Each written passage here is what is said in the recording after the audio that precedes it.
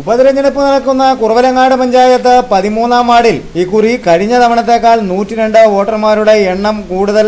കഴിഞ്ഞ തവണ 883 വോട്ടർമാരുണ്ടായിരുന്ന സ്ഥാനത്ത് ഇക്കുറി 985 വോട്ടർമാരാണ് ഉള്ളത്. വോട്ടർ പട്ടികയിൽ പേര് ചേർക്കാനുള്ള സമയപരിധി പിന്നിടുമ്പോഴുണ്ടാകുന്ന സ്ഥിതിവിശേഷമാണിത്. 502 സ്ത്രീ വോട്ടർമാരും 483 പുരുഷ വോട്ടർമാരുമാണ് വാർഡിലുള്ളത്. 2 ബൂത്തുകളിലായാണ് തെരഞ്ഞെടുപ്പ് നടപടിക്രമങ്ങൾ ക്രമീകരിച്ചിരിക്കുന്നത്. ഒന്നാമത്തെ പോളിംഗ് ബൂത്തിൽ 472 വോട്ടർമാരാണുള്ളത്. 229 പുരുഷന്മാരും 249 സ്ത്രീകളും. രണ്ടാമത്തെ ബൂത്തിൽ സ്ത്രീ പുരുഷന്മാരുടെ എണ്ണത്തിൽ ഒരാളുടെ വ്യത്യാസം മാത്രമാണുള്ളത്.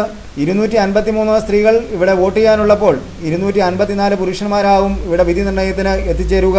പഞ്ചായത്ത് അംഗവും കേരള കോൺഗ്രസ് പ്രതിനിധിയുമായിരുന്ന KR ശശിയുടെ നിര്യാണത്തോടെയാണ് 13-ാം വാർഡിൽ വോട്ടെടുപ്പിന് കളമൊരുങ്ങുന്നത്.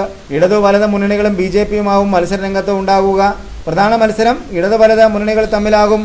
കേരള കോൺഗ്രസ് പ്രതിനിധിയായിരുന്നു KR ശശി എന്നതിനാൽ കേരള കോൺഗ്രസ് പ്രതിനിധി തന്നെയാവും UDFൽ മത്സരരംഗത്ത് ഇറങ്ങുക എന്നാണ് വിലയിരുത്തപ്പെടുന്നത്. ഇടതുമുന്നണിയിൽ CPM-ആവും മത്സര പരിപാടികൾക്ക് നേതൃത്വം നൽകുക. സ്ഥാനാർത്ഥി നിർണയം സംബന്ധിച്ച് മുന്നണികളിൽ തിരക്കിട്ട ചർച്ചകൾ നടന്നു വരികയാണ്. അന്തരിച്ച KR ശശിയുടെ ഭാര്യയടക്കം UDF സ്ഥാനാർത്ഥി പട്ടികയിലേക്ക് പരിഗണിച്ചിട്ടുള്ളതായാണ് അറിയുന്നത്.